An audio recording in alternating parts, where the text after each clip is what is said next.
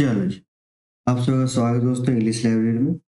और आज से हम लोग करने वाले हैं a glossary of literary terms. ठीक है, बाय एम एच एब्राहम्स। ये जो बुक है दोस्तों, आपको जहन में बिठा लेना है। ठीक है, इतना जहन में बिठाना है कि सोते वक्त आप मोबाइल लेके बगल में सोते हो ना, तो इसे बगल में लेके सोना हो। ठीक है, इसके जहन जहन में आपको रंग जाना है। और शरीर के हर पार्ट में, चाहे बाल हो, नाखून हो, स्किन हो, आँख हो, सब जगह ये आपका इन्वॉल्व करना चाहिए। ये बुक इतनी इंपॉर्टेंट है। इस बुक का इंग्लिश लिटरेचर की दुनिया में आप बाइबल बोलो, ग्रंथ बोलो, गीता बोलो, कुरान बोलो, जो बोलना है बोल सकते हो, क्योंकि इस बुक से बहुत सारे क्वेश्चन पूछे जाते हैं। एक एग्जाम की साइकिल में तकरीबन 30 to 40 क्वेश्चन आपको देखने को इस बुक से मिल जाएंगे। ठीक है, बशर्ते आप इस बुक को कैसे पढ़ते हो, ये बहुत इंपॉर्टेंट करता है। मैंने जो क्वालिफाई किया था जून का एग्जाम 2024 वाली, उसमें से इस बुक ने बहुत हेल्प किया। तो मैं चाहता हूँ कि ये जो हेल्प मुझे इस बुक से मिली है, सबको मिली, है ना। इस बुक के हम लोग लाइन बाय लाइन देखेंगे। और जो इंपॉर्टेंट पार्ट्स होंगे, जो इंपॉर्टेंट टर्म्स होंगे, उसको मैं अंडरलाइन करता जाऊंगा। आप लोग सभी इसके नोट्स बनाते चलिए। ठीक है, नोट्स बहुत जरूरी है इस बुक की। और बार बार फिर रिवीजन कर सकते हो। ठीक है, ऐसे मेरे चैनल की प्लेलिस्ट, मैं इसका प्लेलिस्ट बना दूंगा सेपरेट। आप उस पर जाकर रिवीजन कर सकते हो। बट आप अगर अपने बाय हैंड राइटिंग उसे अगर बनाते हो तो ज़्यादा फायदा होगी, है ना। तो चलिए बिना किसी देरी के स्टार्ट करते हैं। A glossary of literary terms by M H. Abrams. ठीक है, तो सबसे पहले फर्स्ट पेज से स्टार्ट करते हैं और डे बाय डे हम लोग एक क्लास इसकी करेंगे। और आने वाले एग्जाम में, जो दिसंबर की एग्जाम होगी, इसमें बहुत इंपॉर्टेंट आपको होने वाली है। चलिए, तो पहली जो हमारी पेज है वो लिटरेरी टर्म्स। इस बुक की खासियत ये है कि ये अल्फाबेटिकली ए से लेकर जेड तक जितने भी टर्म्स हमारे यूज होते हैं इंग्लिश लिटरेचर में, वो ए से लेकर जेड तक कैरेक्टराइज्ड किया गया है बाय एम.एच. अब्राहम और जॉफरी गॉल्डफ्रॉप। ठीक है, चलिए स्टार्ट करते हैं। सबसे पहली टर्म्स जो है अब्सर्ड। ठीक है, अब्सर्ड का दोस्तों मतलब होता है बेढंग, जिसका कोई पैर हाथ ना हो, आकार ना हो, जिसका, है ना, जो बेतुका हो, जो बेतुका हो। ठीक है, जिसका कोई ढंग ना हो। जैसे एक कहानी है, उस कहानी प्रॉपर स्टार्ट होती है, एक रिदम में चलती है, एक प्रोटैगोनिस्ट होता है, एंटागोनिस्ट होता है, और एक फाइनल कंक्लूजन होता है कि इस प्रोज की, इस कहानी की ये moral of the story. But absurd में क्या होता है, अब्सर्ड में ये चीज नहीं होता, इसीलिए से बेतुका क्या कहा गया है। ठीक है, चलो, तो सबसे पहले हम लोग जानते हैं कि who coined the term absurd. ठीक है, तो अब्सर्ड जो टर्म है वो कॉइन्ड किया था भाई मार्टिन एस्ली। मैं ये एडिशनल जानकारी इसलिए दे रहा हूँ क्योंकि एक एग्जाम में पूछा गया है। ठीक है, तो मैं कुछ कुछ पीवाईक्यू भी इसमें ऐड करता जाऊंगा, ताकि आपके एग्जाम पर्सपेक्टिव से इंपॉर्टेंट वीडियो हो सके, इसलिए। ठीक है, तो ये आप याद रखिएगा, who coined observe, Martin Esslin. चलिए, the term is applied to a number of works in drama and prose. ठीक है, जैसा कि मैंने बताया कि ड्रामा और प्रोज में ये अप्लाई होता है। Pros fiction which have in common the view that the human condition is essentially absurd। जो ह्यूमन का कंडीशन है उसे absurd दिखाया गया, उसे रिदम में नहीं दिखाया, उसे बेतुका बेढंग दिखाया गया। And that is condition can be adequately represented only in work of literature. ठीक है, दैट आर देमसेल्फ absurd। जो कि वर्क कैसा दिखता है, वो absurd हो जाता है। Both the mood and dramaturgy of absurdity were anticipated as early 1896। ये याद रखिएगा, वो इंपॉर्टेंट है, इसलिए मैं अंडरलाइन कर रहा हूँ। ठीक है, 1896 में अल्फ्रेड जेरी की वर्क आई थी, अबू रॉय। ये फ्रेंच प्ले है, फ्रेंच राइटर थे ये। इसको भी याद रखना है, क्योंकि कभी कभी नेशनलिटी भी पूछा जाता है, कहाँ से बिलोंग करते थे, फ्रेंच से। और ये फ्रेंच प्ले था अबू रॉय, इसकी इंग्लिश ट्रांसलेशन थी अबू दी किंग। इसकी थी अल्फ्रेड जेरी। ठीक है, चलिए, अब इसकी जो सेकंड इंपॉर्टेंट हो जाती है 1920 की। 1920 पब्लिश हुई थी फ्रेंच काफ्का की book the trial and Metamorphosis. ठीक है, ये दोनों बहुत ही बेहतरीन है, आप चाहो तो पढ़ सकते हो। ठीक है, एक फिलोसफिकल नॉलेज मिलेगी इसमें। लेकिन वही कंसेप्ट क्या मिलेगा, अब्सर्ड मिलेगा, यानी कि कोई रिदम नहीं मिलेगी आपको, अपने से आंसर निकालना पड़ता है, समझना पड़ता है। ठीक है, चलिए आई होप यहाँ तक आप सभी को क्लियर होगा कि अब्सर्ड का मतलब क्या होता है। Absurd, that which the drama और the prose fiction, this is absurd, this is not systematically arranged. ठीक है, चलो अब चलते हैं हम लोग नेक्स्ट पॉइंट जो इंपॉर्टेंट बनता है हमारे एग्जाम पर्सपेक्टिव से। There was a wide spread tendency, यानी कि बहुत व्यापक रूप से फैला हुआ है, specially prominent in the existential philosophy. ठीक है, एग्जिस्टेंशियल यानी कि जो कि विद्यमान है, जो चीज हो रहा हो। ठीक है, of a man of letter such as John Paul Sartre, नाम बहुत इंपॉर्टेंट है, अल्बर्ट कैमू, इनका वर्क आएगा बाद में। ठीक है, वो देखेंगे। टू व्यू, ये देखते हैं, क्या देखते हैं, human being as an isolated existent who is cast into an alien universe, यानी कि जो ह्यूमन बीइंग है, जो ह्यूमन का कंडीशन है, वो अलग दिखाया गया है और कास्ट किया गया है। कैसे, एक एलियन यूनिवर्सिटी, यानी कि एक ऐसी दुनिया जो कि अनजान, तो कंसीव करने के लिए the human world as a possessing no inherent truth, यानी कि उसमें कोई वंशानुगत ट्रूथ नहीं हो, सच्चाई नहीं हो, चाहे वो वैल्यू, ठीक है, या फिर मीनिंग हो, यानी कि उसकी जो सच्चाई दिखाई गई, जो ट्रूथ है, जो वैल्यू है, जो मीनिंग है, वो एलियन यानी कि वो अजनबी जैसा है। ठीक है, and to represent human life, और ह्यूमन लाइफ को रिप्रेजेंट कर, यानी कि कोई हाथ पैर ही नहीं है, बस उसे रिप्रेजेंट कर रही है human in its fruitless search for purpose, यानी कि कोई फ्रूटफुल चीज है ही नहीं और वो खोज रहे, मतलब बस वो खोजे जा रहा है। जैसे आप वेटिंग फॉर गॉडोड देखोगे तो उसमें जो कैरेक्टर वो आते हैं, पेड़ के नीचे खड़े होते हैं और वेट करते हैं गॉड की, लेकिन फिर कोई कैरेक्टर आता है, फिर वो वेट करते हैं, वो पता नहीं चल रहा होता है कि वो पर्पस क्या है। ठीक है, and significance at is move from the nothingness where it come towards the nothingness, जो कि कहाँ से आ रहा है, कहाँ जा रहा है, कुछ पता नहीं चल। ठीक है, चलिए अब आगे चलते हैं, आगे देखते हैं। कैमू, जो अल्बर्ट कैमू है, इनका एक वर्क है द मिथ ऑफ सिसिफस 1942, इसको याद रखिएगा, बहुत इंपॉर्टेंट है। ठीक है, तो सबसे पहला क्या था, 1896 अल्फ्रेड जेरी का अबू द किंग, उसके बाद 92 फ्रेंच काफ का द ट्रायल मेटामॉर्फोसिस।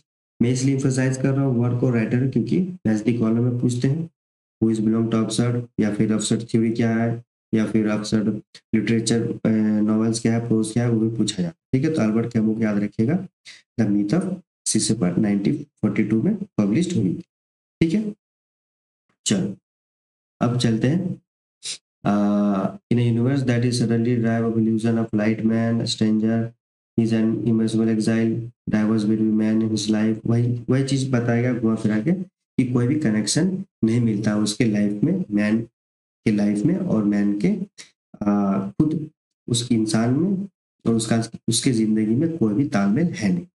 ठीक, चल नेक्स्ट पेज चलते हैं, और नेक्स्ट पेज में देखते हैं जो यूजीन आइनेस्को है, ये एक फ्रेंच ऑथर है, यूजीन आइनेस्को, और इनकी जो वर्क है द बैलेड स्पैनो 1949 में ये पब्लिश हुई। उसके बाद एक और वर्क थी द लेसन, जो आई थी 1951 में। And other play in the theatre of observe, यानी कि जो थिएटर ऑफ ऑब्जर्व की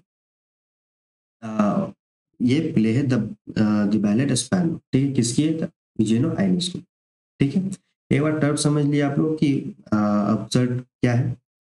अब उसके सिर्फ मेन मेन पॉइंट को हम लोग को देखना है कि क्या क्या एग्जाम पर्सपेक्टिव से इंपॉर्टेंट। ठीक है, तो यूजीन आइनेस्को का क्या है, द बैलेड स्पैनो 1949, द लेसन 1959 में जो पब्लिश हुई थी।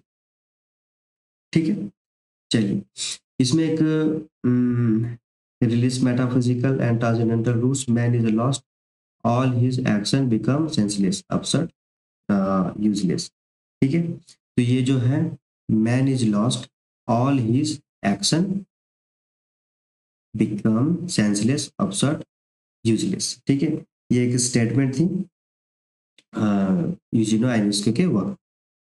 ठीक है, चलिए नेक्स्ट देखते हैं। नेक्स्ट में आपका, मैं इसे थोड़ा और बड़ा कर देता हूँ, आई होप आप सभी को विजिबल होगा। चलिए सैमुअल बेकेट, जैसे पहले मैंने डिस्कस किया, सैमुअल बेकेट ये बहुत ही प्रोमिनेंट राइटर रह चुके हैं अपसर्ड थ्योरी, ठीक है, थिएटर ऑफ अपसर्ड। इनकी जो बुक है waiting for Godot, one of the most important example, जो आई थी 1954 में, और इंडिगेम जो आई थी 1958 में, किसकी थी, सैमुअल बेकेट। ये क्या शो करता, project the irrationalism, helplessness and absurdity of life in dramatic form that reject realistic setting, ठीक है, यानी कि रियलिस्टिक सेटिंग को वो बेकार बना देता है, क्योंकि वो ऐसा अब्सर्डिटी दिखाता है, हेल्पलेसनेस दिखाता है, एक बेचारापन दिखाता है ना। चलो, तो देखो यहाँ पे आप क्रोनोलॉजी भी देख सकते हो, जैसे हमारे एग्जाम में आजकल क्रोनोलॉजी की जो क्वेश्चंस आते हैं वो भी देख सकते हो, कैसे, जैसे द बैलेड स्पैरो 1949 में आई, द लेसन 51 में आई, फिर वेटिंग फॉर गॉडोट 54 में आई, एंड गेम 58 में आई, तो क्रोनोलॉजी हो गया। तो ऐसे एग्जाम में क्वेश्चन पूछा जाता है, ठीक है। चलो, इसमें एक स्टेटमेंट थी, nothing happens, nobody comes, nobody goes, it's awful.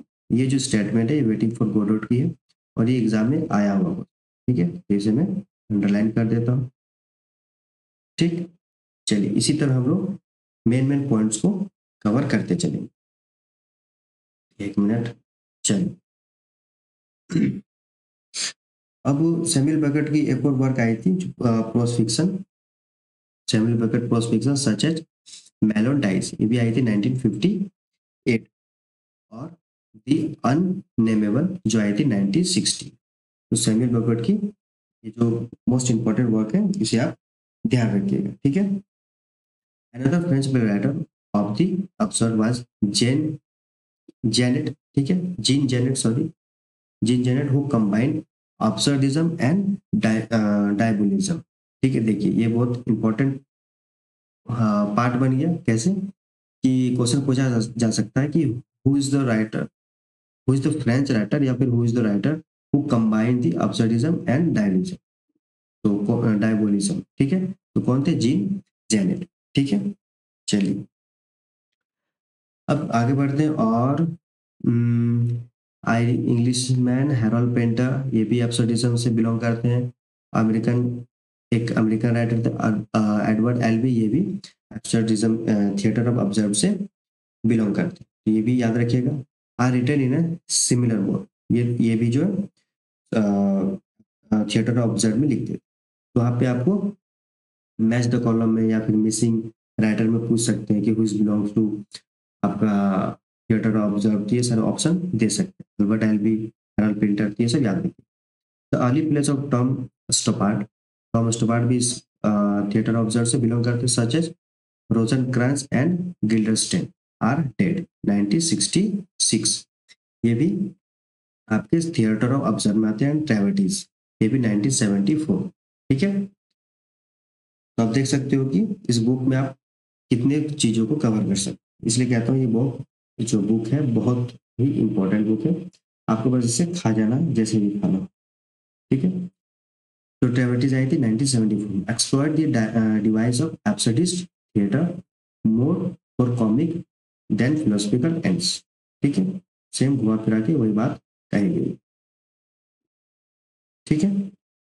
चलिए, there also there are also affinities with this moment in many works that exploit black comedy, black humor, willful, named character in a fantastic or nightmarish moral world, ठीक है। चलिए, तो घुमा फिरा के वही गया कि एग्जाम के पर्सपेक्टिव से इंपॉर्टेंट नहीं लग रहा है ना। कुछ वर्क देख लेते हैं जो थिएटर ऑफ ऑब्जर्व से बिलोंग करते हैं। तो जोसेफ हेलर्स कैच 22 जो 1961 में आई थी, थॉमस पेंचन 5 1963 में आई थी, ये सब एग्जाम में आया हुआ है, ठीक है, क्यूआईक्यू है ये सबको आपको याद रखना है। जॉन आर्विंग का एक वर्क आया था, the one according to gaps, ठीक है, ये आई थी 1978, ठीक है। चलिए, ये हो गए कुछ इंपॉर्टेंट वर्क्स, और क्या हो सकता है, ये स्टैनली क्यूब्रिक, इनका एक वर्क था डॉक्टर स्ट्रेंजलॉव, ये आया था 1964 में, ये वर्क पब्लिश हुई, ठीक है। चलिए, ये था हमारा थिएटर ऑब्जर्व। चलिए हम नेक्स्ट स्लाइड पे देखते हैं कौन सी इंपॉर्टेंट है। एकेडमिक नॉवेल, ये एग्जाम पर्सपेक्टिव से इंपॉर्टेंट नहीं है तो इसे रहने देते हैं हम लोग, ठीक है। और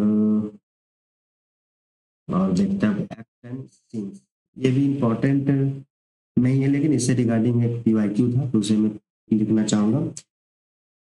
एक था रॉयस्टर डोएस्ट,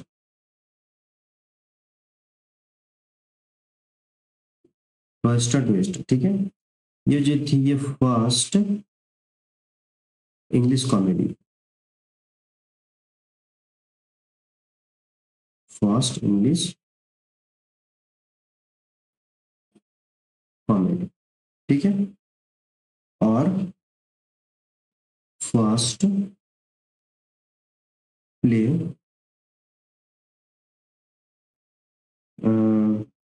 फर्स्ट प्ले थी ये रॉयस्टर ट्विस्टर, जो कि प्रेजेंट की गई थी, प्रेजेंटेड विथ डिवीजन,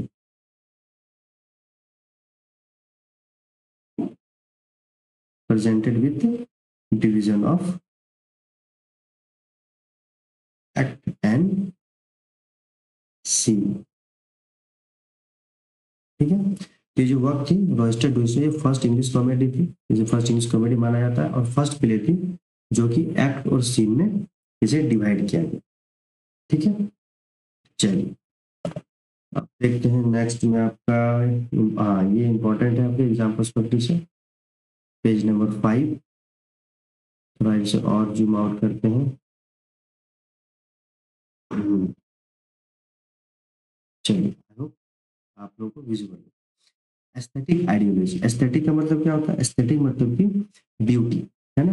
यानी कि ब्यूटी, कैसा ब्यूटी, जो दिखने में सुंदर हो, सौंदर्य हो, अच्छा हो, प्लीजिंग दिखने में लगता है, एस्थेटिक ब्यूटी जिसे हम लोग बोलते हैं ना। तो उस एस्थेटिक से बना एस्थेटिक आइडियोलॉजी। तो जो एस्थेटिक आइडियोलॉजी है was term applied by deconstructive theories, Paul de Man, यानी कि पॉल डी मैन के द्वारा एस्थेटिक आइडियोलॉजी को अप्लाई किया गया, टर्म्स को इंजेंडर किया गया, ठीक है। ये पहला आपका इंपॉर्टेंट पार्ट हो गया। In his later writings to describe the seductive appeal of aesthetic experience, यानी कि ये डिस्क्राइब करता है कैसा सिडक्टिव, एक कामुकता वाली चीज से अपील कर रहा था, यानी कि एट्रैक्टिव कर रहा था एस्थेटिक एक्सपीरियंस, ठीक है। इन विच ही क्लेम, इस स्टैटिक ब्यूटी में क्लेम करता है फॉर्म एंड मीनिंग, फॉर्म और मीनिंग को, परसेप्शन को और अंडरस्टैंडिंग को क्लेम कर रहे थे, and cognition and desire are misleadingly, ठीक है, cognition and desire are misleading, aesthetic ideology में ये कन्वे किया जा रहा है, ठीक है। Baldwin traced the aesthetic ideology to Friedrich Schiller, Friedrich Schiller की आइडियोलॉजी, इनका जो वर्क था letters on the aesthetic education of man, जो पब्लिश हुई थी 1795 में, ठीक है। तो इस वर्क में फ्रेडरिक सीलर के जो वर्क है later on the aesthetic education of man 1795 में, इसमें ट्रेस किया गया था, इसमें पाया जाता है इसकी एस्थेटिक आइडियोलॉजी, ठीक है। कौन किया था, पॉल डी मैन, ठीक। चलिए अब चलते हैं next point, aesthetic state. Aesthetic state क्या है, एक कंसेप्ट है that Paul de Man argued करते anticipated Joseph Goebbels concept, anticipated क्या था, जोसेफ गॉस्पेल के वर्क कॉन्सेप्ट को, the plastic art of the state, ये आपका स्टेटमेंट हो गया, ये हमारे एग्जाम पर्सपेक्टिव से इंपॉर्टेंट है। इसी तरह ये बीच से पूछ देते तो हमें लगता है कहाँ से पूछा जा रहा है ना, लेकिन इस बुक से बहुत बहुत आपको फायदा होगी, आप इस सीरीज को पूरा देखिएगा, आप इस बुक के खत्म होते होते आप खुद रियलाइज करोगे कि आपकी जो इंग्लिश लिटरेचर की पॉइंट ऑफ व्यू है, जो नॉलेज है वो कैसे इनहेंस होती है, ठीक है। चलिए अब नेक्स्ट पॉइंट पे चलते हैं हम लोग, important see to man aesthetic ideology. हाँ, पॉल डी मैन का एस्थेटिक आइडियोलॉजी एक वर्क भी आया था जो पब्लिश हुई थी 1996, ठीक है। और मार्क रेडफील्ड की phantom formation, aesthetic ideology and the Bildungsroman 1996 में ये भी पब्लिश हुई। तो देखिए कैसे क्वेश्चन पूछता है, ठीक है। जैसे मार्क रेडफील्ड है, इनका जो वर्क है फैंटम फॉर्मेशन, अब ये इसका सब टाइटल हो गया aesthetic ideology and the Bildungsroman 1996। Bildungsroman बोलते हैं जब बचपन से लेकर जवानी तक की जो कहानी होती है उसे बिल्डिंग रोमान, ठीक है। तो एग्जाम में इसकी सब टाइटल भी पूछा जा सकता है कि नहीं, इसी तरह एग्जाम में पूछा है, ठीक है। The ideology of aesthetic 99, the Marxist theory, Terry Eagleton. देखिए ये इंपॉर्टेंट वर्क एक और मिल गया। The ideology of the aesthetic 1919 publish हुई थी, ये मार्क्सिस्ट थ्योरी थे, कौन मार्क्सिस्ट थ्योरिस्ट थे, कौन टेरी एगल्टन, ठीक है। चलिए यहाँ तक हो गया आपका स्टैटिक आइडियोलॉजी, जो सुंदरता की बात करता है। और इसमें एग्जाम पर्सपेक्टिव से, हाँ, जॉर्ज लेविन, इनकी वर्क आई थी स्टैटिक एंड आइडियोलॉजी 1994, ठीक है। आप तो कंफ्यूज नहीं कीजिएगा, देखिए static and ideology 1994 by George Levine, और the ideology of the static 1919 Marxist theorist Terry Eagleton, ठीक है। तो ये थी हमारी एस्थेटिक आइडियोलॉजी। चलो, तो अब हम लोग कल से स्टार्ट करेंगे एस्थेटिज्म, ठीक है। तो आज के लिए हम लोग यहाँ तक करते थे, आज ये है पेज नंबर 5, ठीक है। कल हम लोग इस एस्थेटिज्म से स्टार्ट करेंगे, ठीक है। तो वीडियो को लाइक सब्सक्राइब कर दीजिए, और मैं सिर्फ एक सेपरेट प्लेलिस्ट बना दूंगा जिसमें आप सभी लोग इस सीरीज को देख सकते हैं, ठीक है। तो वीडियो को देखने के लिए बहुत बहुत धन्यवाद, मिलते हैं नेक्स्ट क्लास।